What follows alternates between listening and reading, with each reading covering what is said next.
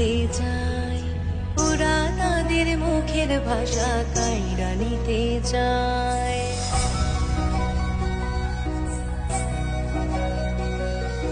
যে শুনেছে